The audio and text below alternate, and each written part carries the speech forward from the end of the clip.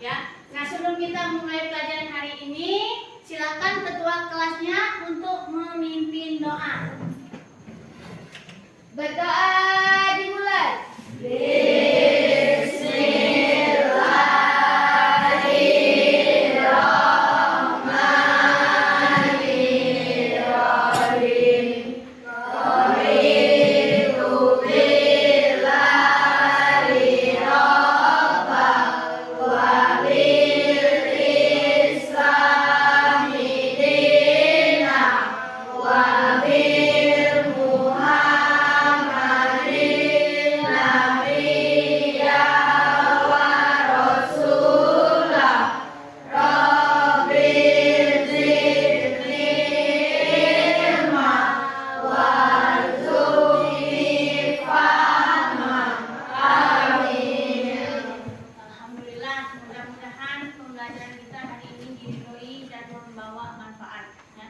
Hari ini siapa yang tidak masuk? Masuk semua ya? Ya, masuk semua. Alhamdulillah hari ini masuk semua ya. Baiklah, biar tambah semangat pembelajaran kita hari ini, kita fokus dulu ya. Tepuk 1. Yes. Tepuk 2. Oke. Tepuk 3. Semangat. Tepuk 4. konsentrasi. Tepuk 5. Siap belajar. Alhamdulillah kalian sepertinya mana udah semangat, sudah siap belajar ya, dan mudah-mudahan lancar semuanya ya. Nah, hari ini materi kita adalah tentang berpikir komputasional ya.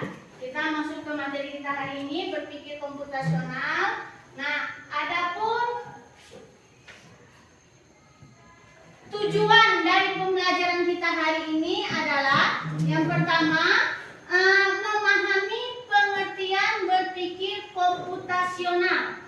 Kemudian yang kedua, memahami tahapan berpikir komputasional.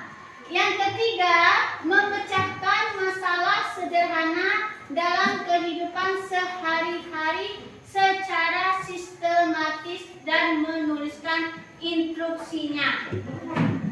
Ya, itu adalah tujuan pembelajaran kita hari ini. Ya, apa manfaatnya? Ya, manfaatnya setelah kita belajar berpikir komputasional ini, diharapkan kita dapat menyelesaikan masalah dalam kehidupan sehari-hari itu secara terstruktur atau terurut, ya, sesuai dari awal sampai akhir, ya. Itu tujuan dan manfaatnya. Kemudian, nah di sini ada kelihatan? Kelihatan. Gambar apa itu? Jus pokat, ya. Kenapa kalian bilang itu jus pokat? Iya, karena ada buah pokatnya di sebelah gelasnya, ya. Kemudian, adakah yang pernah membuat jus pokat? Ada ya. Ibu yakin meskipun kamu belum pernah membuat jus pokat, Ibu yakin dalam pikiran kamu sudah paham cara-cara atau langkah-langkah membuat jus alpukat, ya. Apa saja langkah-langkah membuat jus alpukat? Ayo, siapa yang bisa menjawab? Salah tidak apa-apa, nanti kita sama-sama belajar. Yang penting kalian berani dulu. Ayo, siapa yang mau menjawab? Ya, silakan, Apika. Yang pertama, siapkan bahan-bahan. Bahan-bahan.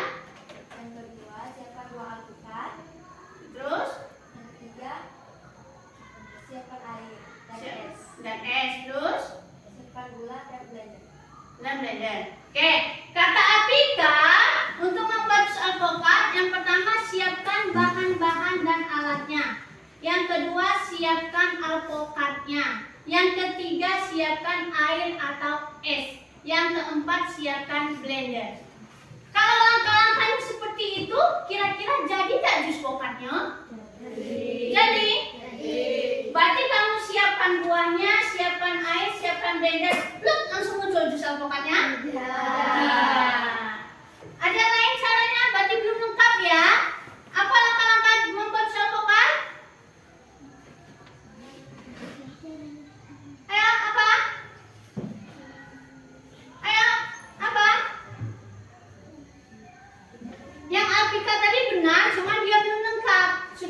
siapkan bahannya. Berarti yang Atika tadi itu baru menyiapkan alat dan belum proses. Nah, sekarang apa prosesnya? Di blender langsung? Pokoknya nggak perlu dibelah, tidak perlu dibuang bijinya, masuk bulat-bulat? Tidak. Jadi gimana prosesnya? Iya, kokatnya dibelah. Nah, biasanya ada yang dikupas, ada yang dibelah, ya. Kalau yang dikupas itu biasanya kalau mangga, ya. Tapi kalau alpukat itu biasanya dibelah. Setelah dibelah diapakan? Dibuang bijinya. Setelah dibuang bijinya, diambil daging pokatnya. Terus masukkan ke dalam blender. Terus masukkan air. Masukkan gula. Apa lagi? Batu es boleh. Yang mau pakai batu es boleh. Tidak mau pakai batu es juga nggak apa-apa. Karena tadi sudah masukkan air. Terus apa lagi? Di blender. Gimana cara blender? Ditutup boleh. Berarti tadi sudah masukkan buahnya, kemudian blender yang kamu tutup, terus apa lagi? Nah, dipencet tombol blendernya supaya dia menjadi berputar, jus atau berputar. Setelah itu tuangkan ke dalam gelas, baru siap disajikan.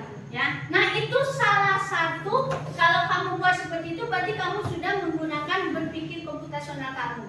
Ya, berarti dari langkah ke langkah. Ya, dari awal sampai akhir. Kalau seperti Apika tadi itu belum sampai akhir. Itu baru menyiapkan alat dan bahan. Ya, apa maksudnya? Dari pertanyaan-pertanyaan tadi, mungkin sudah ada gambaran kalian tentang apa itu berpikir komputasional. Ya, kita masuk. Nah, ini kita masuk ke pengertian berpikir komputasional. Berpikir komputasional adalah proses berpikir yang melibatkan penggunaan teknik-teknik yang berasal dari ilmu komputer untuk memecahkan masalah yang kompleks. Ya, di sini bukan berarti kita belajar menggunakan komputer, tetapi kita menggunakan langkah-langkah dan teknik-teknik seperti layaknya sebuah komputer. Ya, yang tadi dia terstruktur, ya, dia berurut dari awal sampai akhir. Ini berpikir komputasional bukan berarti belajar pemrograman komputer saja, tetapi tentang cara menggunakan konsep dan teknik komputasi untuk memahami dan menyelesaikan masalah yang kompleks. Ya, berarti kalau kita sudah menyelesaikan masalah dengan berpikir komputasional, berarti kita sudah memahami apa itu berpikir komputasional. Ya, ini berpikir komputasional mencakup cara menganalisis masalah, memahami struktur, dan merancang solusi yang efektif dengan bantuan konsep-konsep komputasi. Nah, di sini ada, berarti kita harus ikuti langkah-langkah berpikir komputasional. Ya, sampai sini ada yang tanya ada? Tidak. Ya, kalau tidak ada, kita lanjutkan. Nah, di sini ada apa ini? Ya, ada tahapan atau teknik, ya, berpikir komputasional. Boleh Azel dibacakan yang nomor 1 apa? Dekomposisi. Apa itu dekomposisi? Adalah memecah masalah yang kompleks menjadi bagian-bagian yang lebih kecil dan dapat dikelola dan dipahami, kemudian dicari solusinya. Ya, itu ya dekomposisi. Katanya dekomposisi itu adalah memecahkan masalah yang kompleks menjadi bagian-bagian yang lebih kecil supaya dapat dipahami dan ditemukan solusinya. Berarti masalah yang kompleks kita jadikan bagian-bagian yang lebih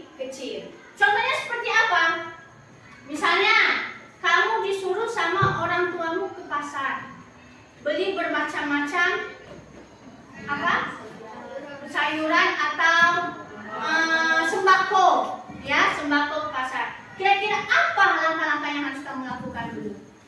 Pergi ke pasar. Pergi ke apa? Apa? Saya pergi ke pasar, tadi ada ibu yang mendengar? Ibu tadi mendengar kalau tidak salah mencatat katanya. Ada yang mencatat tadi? Ya, apa? Iya, betul kata si Putri. Ya, kata si Putri mencatat bahan-bahan yang ingin dibeli. Ya, berarti kita buat dulu ke bagian-bagian yang lebih kecil. Berarti yang pertama, kita catat dulu apa yang nak kita beli. Biar nanti pas sampai ke pasar kita tidak bingung. Ya, kira-kira apa lagi yang kita buat selain mencatat bahan-bahannya? Nah, kita siapkan kendaraannya. Kira-kira kita ke pasar naik apa? Ya, kalau ada motor, ada udah kita naik motor. Tapi motor tidak ada. Kalau motor ada, udahlah kita naik Maxim baik. Kalau naik Maxim, otomatis kita harus pesan dulu. Ya, jadi sebelum ke pasar kita harus membuat langkah-langkahnya dulu. Ya, terus apa lagi? Pergi ke pasar. Sebelum pergi ke pasar ada lagi nggak kira-kira? Bawa uang. Apa lagi kak? Uang. Apa lagi?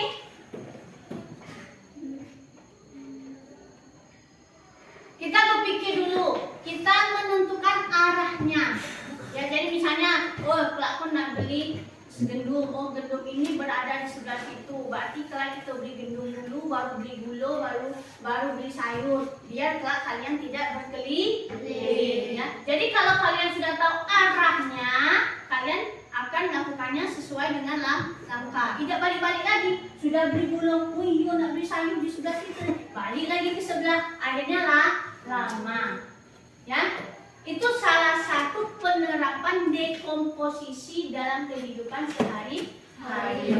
Misalnya tadi kalian suruh pergi ke pasar. Kalian buat solusinya ke bagian-bagian yang lebih kecil, yaitu kalian catat apa yang mau dibeli, kemudian kalian cari kendaraan yang mau dinaiki, kemudian kalian apa? Cari rute, ya, rute atau arah. Paham yang maksudnya dekomposisi? Paham? Kalau misalnya ibu kasih tugas ke kamu suruh menggambar. Nah, kamu suruh menggambar. Apa langkah-langkahnya?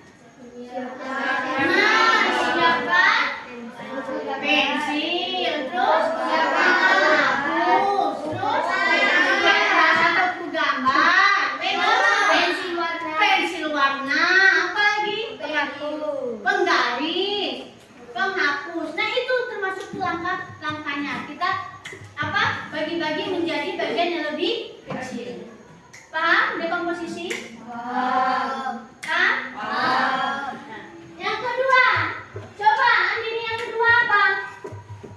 Pengenalan pola adalah mengidentifikasikan pola atau kesamaan dalam suatu masalah untuk menemukan solusi yang lebih efektif. Pengenalan pola. Nah, pengenalan pola ini adalah mengidentifikasi pola atau kesamaan. Berarti kesamaan. Jadi pengenalan pola ini kita harus mengetahui kesamaannya, ya. Sehingga masalah tersebut kita bisa temukan solusinya yang lebih efektif. Misalnya kalian pergi ke sekolah dari hari Senin sampai Sabtu. Hari Senin pakai baju apa? Putih biru. Selasa? Putih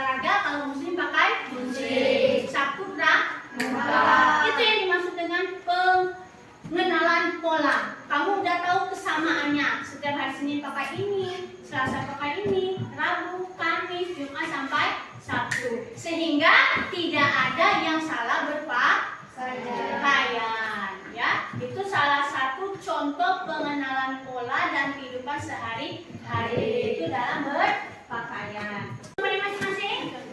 Udah ya. Nah, di sini ada LKPD atau lembar kerja peserta didik ya. Ini nanti kamu kerjakan secara berkelompok. Nanti salah satu perwakilan kelompoknya silakan mempresentasikan hasil jawabannya ya, hasil fungsinya ya.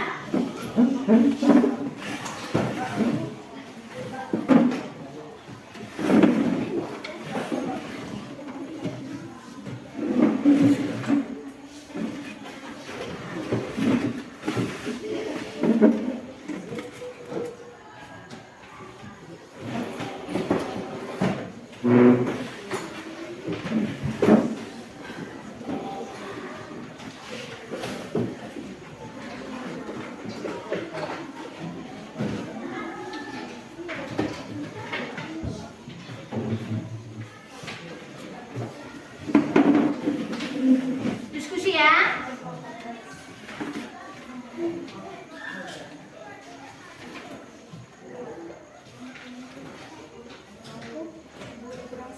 Kurang satu.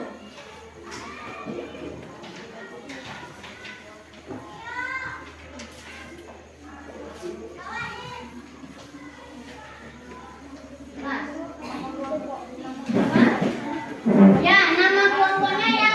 Ini berarti kelompok 1 kemarin kan? Ini kelompok 2, ini kelompok 3, ini kelompok 4, ya. Kemudian apa? Nama anggotanya, tulis anggotanya.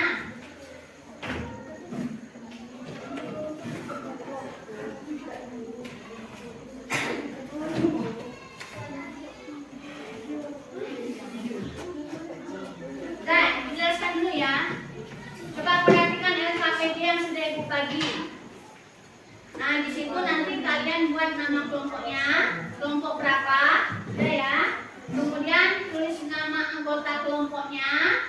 Kemudian di situ petunjuk umumnya, amati dan pahami lembar kerja dengan seksama. Kemudian baca dan diskusikan dengan teman kelompokmu. Ya, jika ada yang kurang paham boleh ditanyakan. Di situ ada perhatikan video cara membuat sandwich mie ini melalui link berikut ya. Linknya sudah ibu bagikan di setiap kelompok ya. Nah, untuk melihat videonya nanti silakan kalian tonton video itu secara berkelompok, baru nanti jawab pertanyaannya. Bisa? Bisa. Oke. Nanti dijawabnya di belakang boleh ya, nggak apa-apa ya.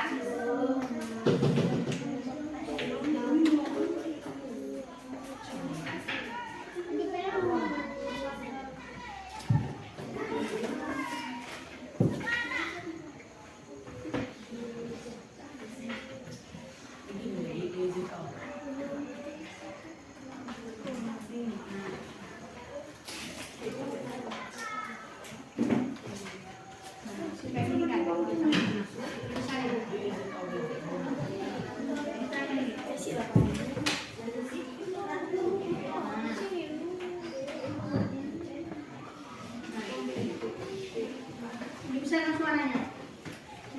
Nah,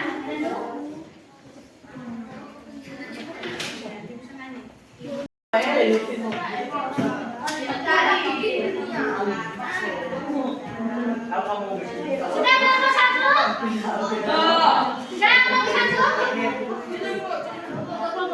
Ya, maksudnya di salah satunya sudah bisa enggak? Kelompok 2 sudah?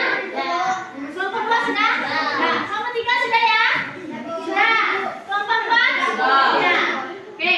Kalau sudah, kita presentasikan hasil kelompoknya ya.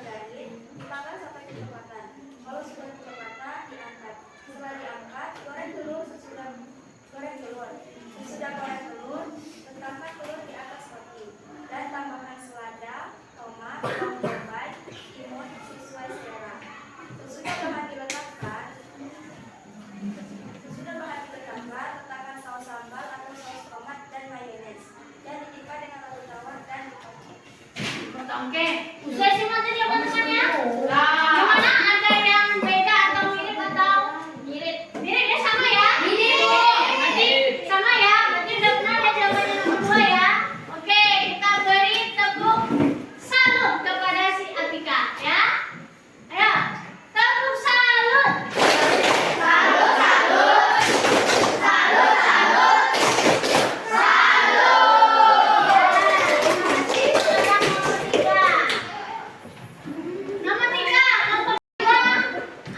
Terima kasih atas presentasi kelompoknya. Berarti LKPD kita sudah jawab semuanya, ya. Sampai sini ada yang ditanyakan? Ya. Kalau tidak ada yang ditanyakan, silakan kita kembali ke tempat duduk semula. Ya, lupa LKPD yang perwakilan aja, bukan. Satu orang aja.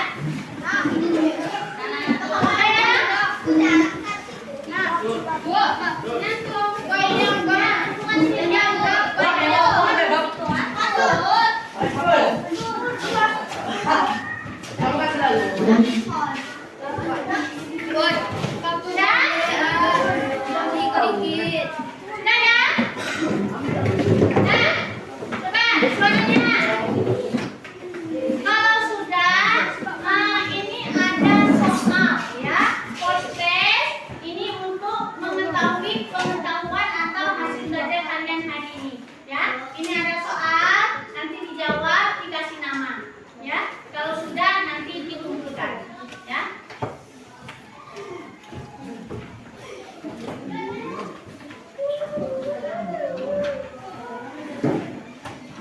Ayo, kerjakan sendiri, tidak usah ngobrol. Ya, kerjakan sekarang, buat nama. Bu, namanya disuruh jawab, Bu. Boleh. Oke, kelas tuh, Bu. Ayo, ya.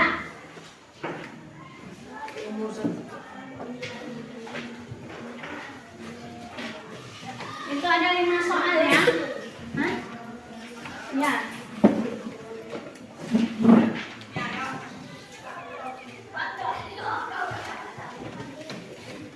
Buat nama dan kelasnya silakan dikerjakan. Kalau sudah dikumpulkan.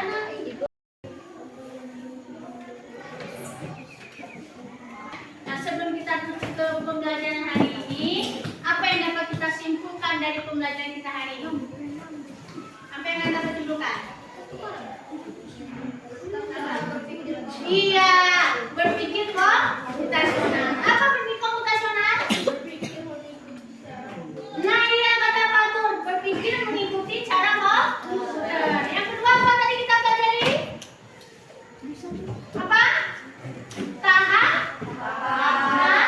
berpikir komputasional. Ada berapa tadi? Apa saja? Dekomposisi, pengenalan pola, algoritma. Ya, itu ya. Berarti itu ada 2 kesimpulannya, ya. Kesimpulannya mengenai berpikir komputasional. Kemudian tahapan berpikir komputasional ada 4, yaitu dekomposisi, pengenalan pola, abstraksi, dan algoritma. Yaitu kesimpulan kita hari ini, ya. Sebelum